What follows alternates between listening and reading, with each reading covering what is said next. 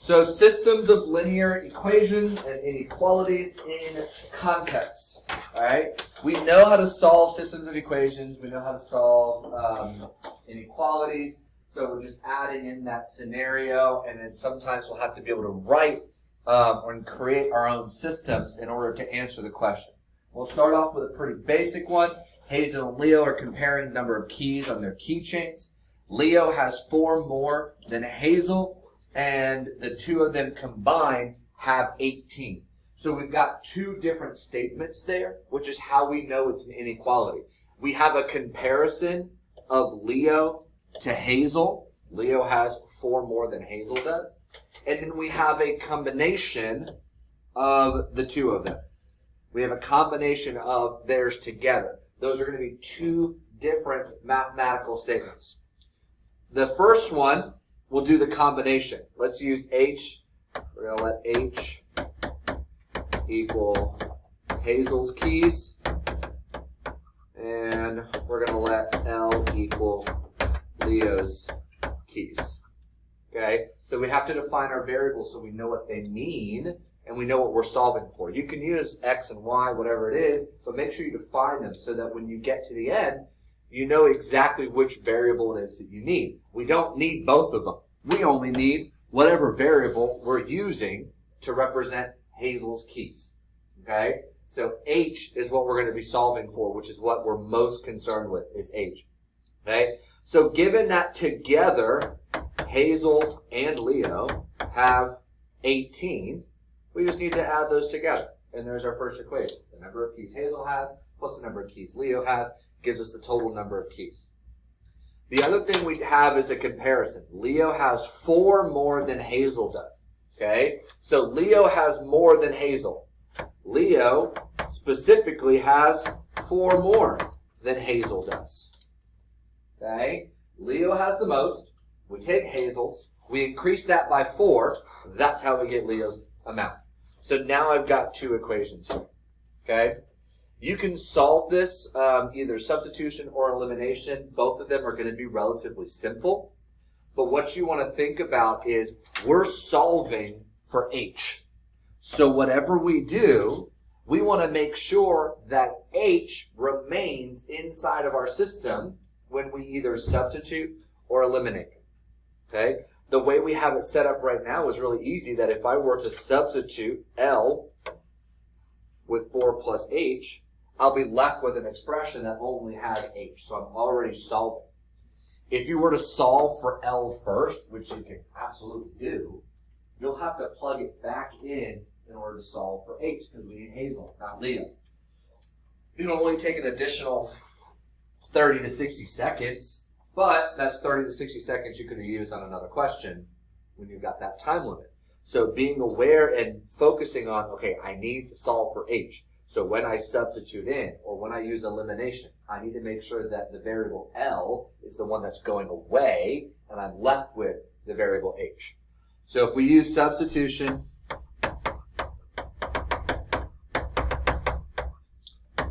in this case, we have H plus, and we're substituting L with 4 plus H into our new equation. And then we just solve for H. There's no distributive property, so I don't need to keep the parentheses. Make sure you're very clear on what's an H and what's a 4. Combine like terms. Solve for your variable. How many keys does Hazel have? Do I care how many Leo has? Could I easily find how many Leo has? How many does Leo have? Say again? Oh, how many keys does Leo have? Hazel has 7. How many does Leo have? 4 more than Hazel. 11. Leo has 4 more than Hazel. So if Hazel has 7, which is what we need to answer our question, we could also determine that Leo has 11. Questions, comments, concerns? All right. Tickets for a play were $2 for each child and $4 for each adult. At one showing of the play, one adult brought 4 children and the remaining adults brought 2 children each. The total ticket sales from the children and adults was $60. How many children and adults play? Okay. So while this is a system of equations, it may not be the most efficient way. You can kind of work through and reason. Now, at the end of the day, if all else fails, this is your last question, and you're like, I have no idea how to answer this. I don't know how to set up an equation to model this. Then you could do some brute force and just plug and chug and say, okay, well, children cost $2 a piece, and adults cost $9 a piece. So multiply those, add them together, and see if that gives you $60. But it's very time consuming, and you have to go through and check until you get a right answer. All right, which may mean you have to do it 2 or 3 or 4 times to see which one is it. So if we can reason through a little bit of it, we can make the process easier and narrow it down. Notice how all the number of children and all the number of adults are different. So we just need to figure out one of them, and then we're good to go because we've got the one that matches. Okay? So let's start. At one showing, one adult brought 4 children. Okay? So let's look at that. We can figure out how much that person paid. One adult plus 4 children. Okay? Well, that one adult had to spend $4. And for each child, they had to spend another $2. Okay? So the adult ticket was 4. The total of the children's ticket was 8. That adult spent $12 total for them and their 4 kids to go. Okay? So one adult plus 4 children costs $12. Now we have a total of 60 that was spent. Okay? So if we take that 60 and subtract the 12, we're left with $48. 60 minus 12 gives me 48. That's how much was spent on the rest of the people. Because we got one adult, brought 4 children, so those 5 tickets cost $12. And then the remaining adults brought 2 children each for a total of $48. Okay? So some number of adults brought some number of children, brought 2 children each, and that has to equal the $48 left. Okay? We use A's and C's. Adults and children. Okay? So every adult brought 2 kids, and they spent $48. Okay? Well, so we just need to figure out, well, how many adults will give me that combination. Okay? So it's going to cost $4 per adult, right? $4 per adult, plus $2 per child for 2 children. 4 adults plus $2 per child for $48. Now, we know that every adult's going to cost 4, and they're going to spend $4 for both kids to go. And for all intents and purposes, since the number of adults and the number of children is going to be consistent for every other group, we actually don't need 2 variables. It's going to be constant. Okay? Each group will be $4 for the adult plus $4 for the children, and that's going to be each group of 1 adult and 2 children. Okay? 1 adult and 2 children. So we don't really need a separate variable. Okay? We could use whatever we want, but we don't need a separate variable because each adult is 1 adult, 2 children. That's each group. And so they're going to be spending $8 per group. So $8 per group to equal $48. So how many groups went if each group spent $8 and it has to equal 48 total? 6 groups. So we have, yes ma'am? If 1 adult costs $4 and brought 2 children, isn't each children $2? So Yes, that's why I got 4, and then 4 plus 4 is 8. Oh. That's why each group is 8. Okay. 1 adult, 2 children, $8 total. Yep. So the number of groups that I have is 6. Okay. So we just need either number of children or number of adults. Well, in my first group, how many adults did I have? 1, right? 1 adult. And then I've got 6 groups that all have how many adults in them? 1 adult. So how many adults total? 6 for that group, plus the one that brought 4 kids, 7 adults total. Okay? 7 adults total.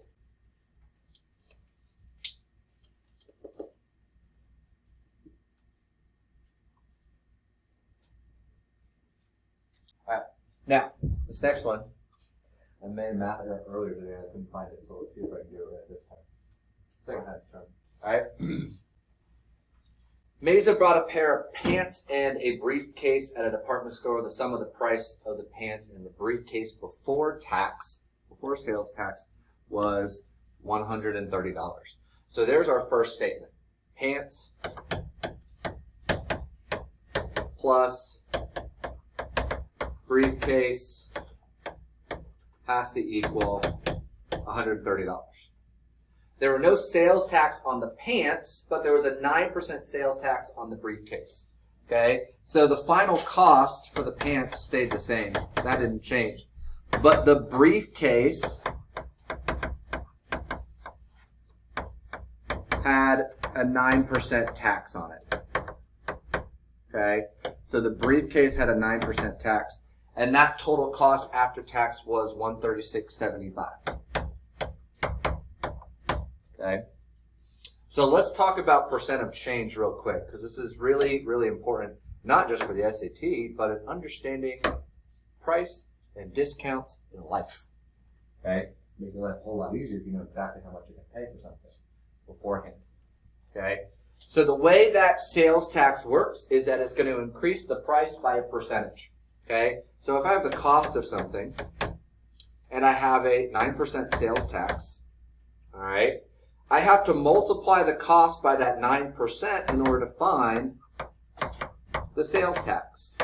Okay? So we can rewrite that algebraically as cost times, make sure you write your percent as a decimal, is going to equal the tax. Alright, so 0.09C equals, let's just say T for tax. Okay? That's an algebraic expression that represents the sales tax. But then that tax has to be added back to the cost in order to get the total that you're going to spend. Okay? And so our tax is a certain amount. Our tax is this. I have to add it back to cost. So I have to take 0.09 of my cost and add it back to my cost in order to get the total. Well, if we do a little combining like terms, our coefficient on our cost is just 1. And we add these together, we end up with 1.09C. 1.09 of our cost gives our total. Understanding fundamentally how to manipulate expressions with percents makes these types of questions a lot faster, because there's a inherent property with percent that allows us to write this and find this without having to do any of this extra work here. Okay? Because this 1 right here represents 100%, and this represents 9%. So a sales tax is going to add 9% of the cost to that 100% of the cost. So if I take 9% and I add it to 100%, I get the 109%, which is, again, that coefficient there. If I had a 7% sales tax, instead of adding 9, it would be 7, and that would change. Okay? If you have a discount, it goes the other direction.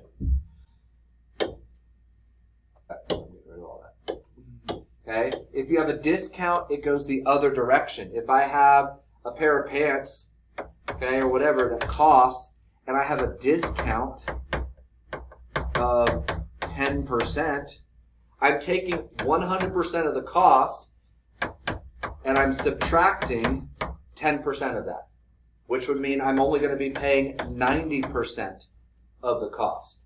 So instead of having a coefficient of 100 or 1.09, I instead have a coefficient of 0.9. So your percent increase and decrease is adjusting that coefficient from 1 to something either above 1 or something less than 1. Okay? So you're changing that coefficient. So when we look at our cost with the tax, let's use some variables now. Okay? So pants plus the briefcase has to equal $130. That's pre-taxed amount. Post-tax amount, pants, there's no tax. There's no change in that. Our coefficient stays as 1. Okay? But the briefcase has a 9% sales tax. So we need to add 9% to the 100%. 9% plus 100% is 109% of the cost of our briefcase. And that total has to be $136.75. And so now we have that cost with the tax. By adding in that decimal, we've increased the cost of the briefcase by that percentage, by 9%. Now I have two equations, a pre-tax equation and a post-tax equation. And we need to solve. Okay? So we want to find the price in dollars of the pants. Okay? We want to find the price in dollars of the pants, which means we want to leave our variable of P. Okay? We don't want any change in our variable P. We need to substitute in for B. So let's go ahead and solve for B in one of our equations.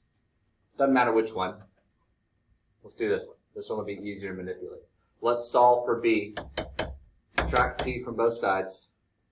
I tried doing the substitution earlier and it didn't work, so I'm sorry, I tried to do elimination earlier and I messed up, and I don't want to do that, so I'm just going to use substitution. In theory, you could use elimination. I just don't know where I made my mistake, and I don't want to repeat it. Okay? So I'm solving for B so that I can substitute in over here, and all I'm left with are my variables P, which solves for pants. And the question wants pants. So we'll focus on pants. Okay? So when I substitute in, my new equation, sans the briefcase, is 1P plus 1.09 times 130 minus P equals 136.75. Okay? Get your calculators ready.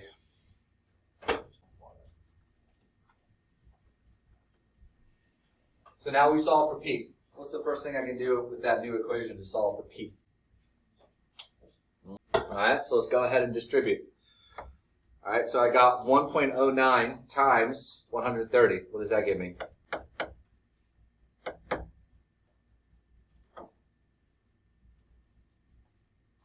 .09 times 130 should be 140 something. 141.7. Right? And then multiply it by our variable. Gives us that new coefficient.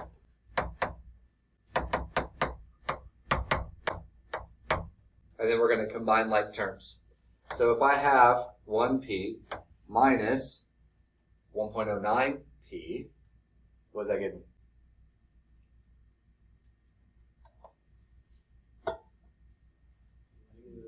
Yep. 0.09p plus 141.7, 136.75, and then we'll subtract negative 0.09p equals negative 4.95.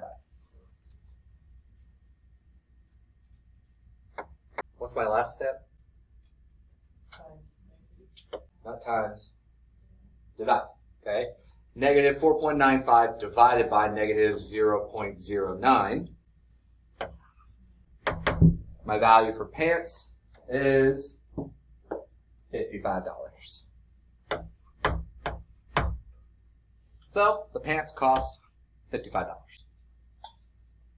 Is it negative 4.9? It has to be, because this is negative. If it wasn't negative, we'd end up with pants where they would pay us to buy the pants because we have a negative. We need to make sure we end up with a negative. So the pants cost is $5. Mm-hmm.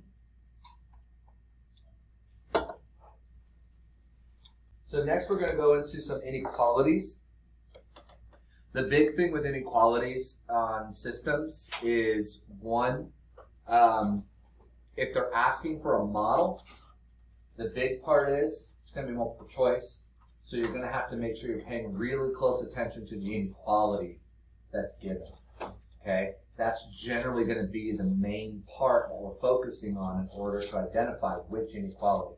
So we're looking for key phrases such as greater than, less than, no more than, at least, at most. Those are the terms that we're trying to look for that indicate, hey, this is an inequality. So each morning, John jogs at 6 miles per hour and rides a bike at 12 miles per hour. Okay?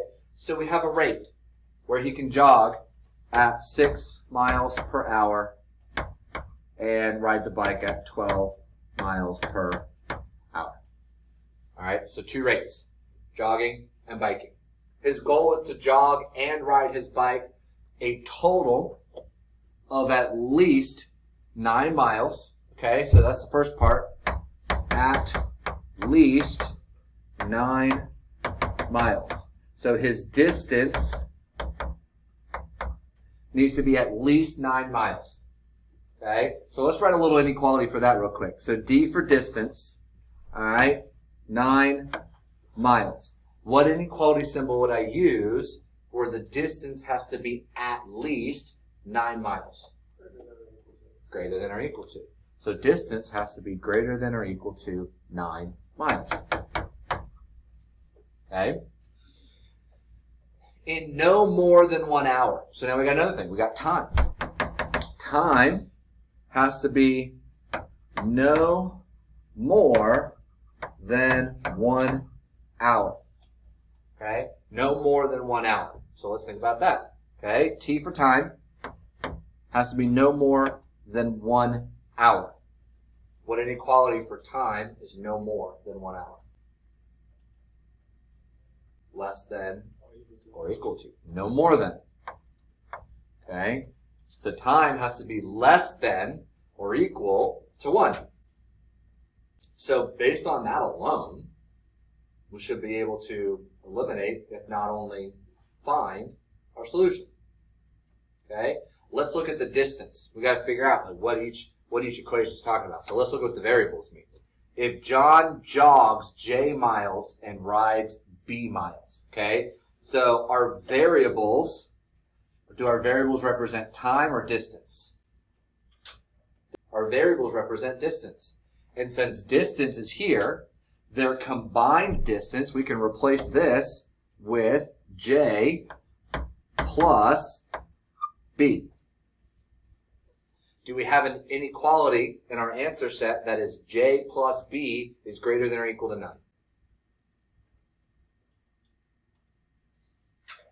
I got A. Any others? And D. Any others? No. So we can eliminate these two right off the bat. We can eliminate those right off the bat. Okay? So then we need to figure out for the others. Okay? Is it going to be first one, or is it going to be the last one? Now they're really, really close. Okay? This is less than 1. This is less than or equal to 1. Okay? Which are very similar, right? So we just need to figure out if we have the rate part correct.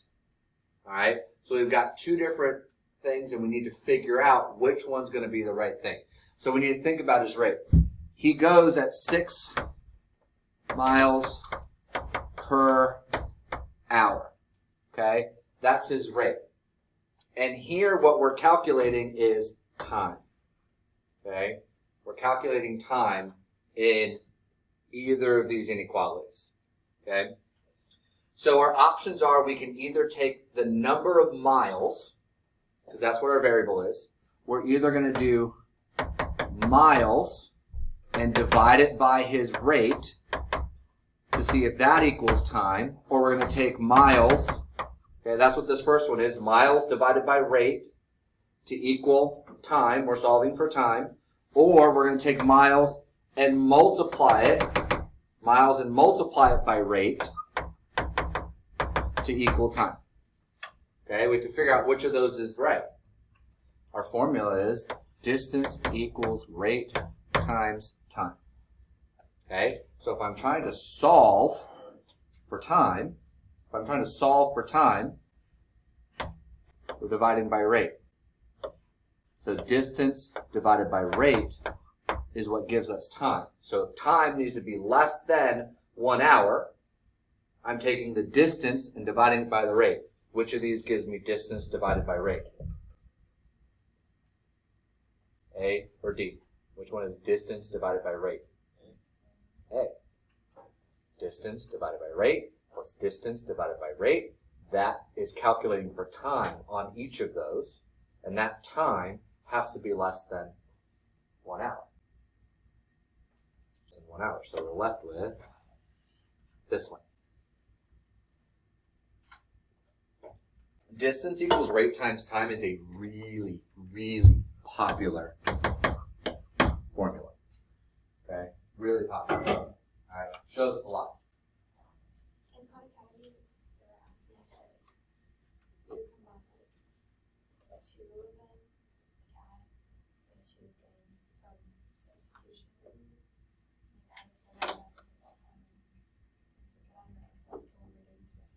Now, before we get into this one, because this one actually wants a solution. The last ones were models, coming up with models. This one wants, okay, which ones fit in the model? Well, you have to understand what the solution to a system of inequalities is, okay? Solution to a system of equations is where the lines meet, okay? So I have one spot where two lines meet, and that gives me my solution. But inequalities are a little bit different, okay? The trick with inequalities is that you have a lot more solutions to choose from. So say we have a line that goes like this, okay? We're going to have some shading on one side or the other. That's how we graph an inequality. So the equation that we're given, say we have, this equation right here. This is a linear equation that we draw a line for, but the inequality says, hey, you need to shade one side or the other, and all of your solutions are any points that are in that shaded region. Well, if we have a system of inequalities, that means we have two of those. Well, let me pick a different color. Here we go. All right, so maybe we'll have another equation that looks like this, and we've got some more shading. Maybe on this side. I should have done those opposite, but whatever. And then whatever satisfies that inequality is a point that's in its shaded region. So then when we're looking at a system, we're looking at where are their shaded regions overlapping, and that is the set of all points that satisfy the entire system, that make both inequalities true. Well, there's a bunch of different points in there. There's a ton of different points. I have points here, and here, and here, and here, and here, and here, and here, and here, and all over. And all of those points make that equation or that inequality true. All of them work, because it's in both shaded regions. So when we're dealing with a system of inequalities, it's a little bit of you kind of have to plug and chug. Okay, you can graph it. Graphing might take a little bit longer depending on the equation, but you can graph it and see where the shaded region is and then see what matches, but you kind of have to do a little bit of a brute force attack with this in order to figure out what works. So we first have to start with a model, okay, because I need to know what am I going to plug these numbers into in order to get my solution. So we have a gym owner who wants a full schedule of yoga and circuit training. Yoga classes are 1.5 hours long and circuit training is 1 hour. And he wants at least 25. So he's going to have some number of yoga classes plus some number of circuit classes, and he wants at least 25 hours. Okay? What inequality would I use if the yoga time, which is 1.5 hours, and the circuit time, which is 1 hour, when I combine those, it has to be at least 75 hours. Which one is that one? What inequality am I going to use? Less than, greater than, less than or equal to, greater than or equal to? Less than. That one? No, greater than. Oh, sorry, the other one. The other one. Even if you don't remember the name, it's not that big a deal, as long as you can reason with what size should be bigger. Okay, we want at least 25 hours. Does that mean we want more than 25 hours or less than 25 hours? We want more, so this side needs to be more than 25. So we want to make sure our inequality shows that the left side is going to be larger than the right. Okay? And then we have a second equation that we need to write because we need to satisfy two inequalities. Let me change colors. Okay? So all of his instructors are paid $35 per class. Okay? All of them are paid $35, but he doesn't want to spend more than $1,000. So we've got $35 for every yoga class and $35 for every circuit class, and he doesn't want to spend more than $1,000. So, which inequality symbol? Less than or equal to. Okay? He doesn't want to spend more than $1,000. So now we've got our two models, and at this point, it's just going to have to be plug and chug. We're going to have to use a little bit of a brute force attack. Take yoga and circuit and plug it in and see, does that give you a true statement? And then if it does, plug it in to the next one.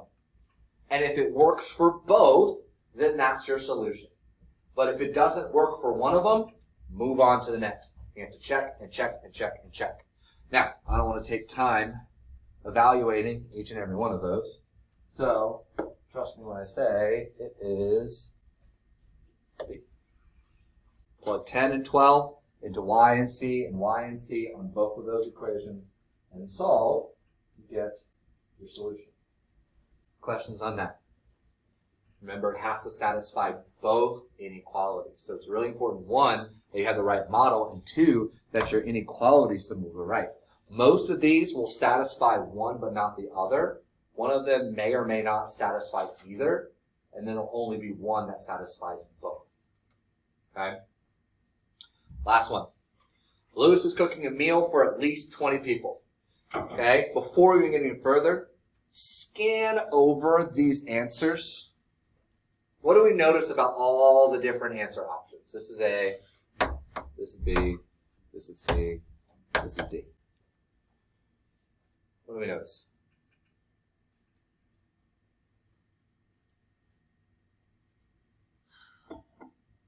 Any pattern, anything at all that you recognize? Yeah. Like B and C don't work with the. Okay. So we can. It has to be greater than or equal to. So we can quickly eliminate, even just with the first sentence, Lewis is cooking meals for at least 20 people. Well, we've got a less than and we got a less than. We need a greater than, so I can eliminate those. But what else? What do we notice that's similar among all of those options? The sign they're facing the same way for like both lines. You know what I mean? I don't. Okay, so you're looking at the inequalities. Is there a difference between this and this and this and this? No. Is there a difference between this and this and this and this? Is there a difference between that and that and that and that? No, all the inequality statements are almost identical except for what? The sign, the inequality. So it's testing, can you interpret what those variables mean, what the coefficients mean, enough to be able to match up with the correct inequality. And so when we look at Lewis is cooking meals for at least 20 people, we know we need to be looking for an inequality that is greater than or equal to 20. So we're looking at all of these options. Well, this is the only part that has that. And since A and D are the only ones that match, we can eliminate these. All right? So the next, we'll continue reading. He estimates that the cost of each vegetarian meal is $3, and the cost of each meal with meat is $4.50. His budget is no more than $100. Okay, so what inequality would I use with 100 if we want no more than? We want our less than or equal to. Okay, because we want the cost to be less than or equal to $100. Well, when we look, which one of these has less than or equal to $100? D. So that is our answer. And then we can even look at X and Y. Okay, well, X and Y represent the number of vegetarian meals and the number of non-vegetarian meals. Okay, well, in order for X and Y added together to be greater than 20, well, they're going to have to be at least greater than 6, not less than 6. There's no way to satisfy this inequality and to get X and Y to be greater than 100 or 20. It ain't gonna work. So it's reading the equation or the statement and figuring out which inequality is going to match up the best. Questions, comments, concerns? Cool. All right.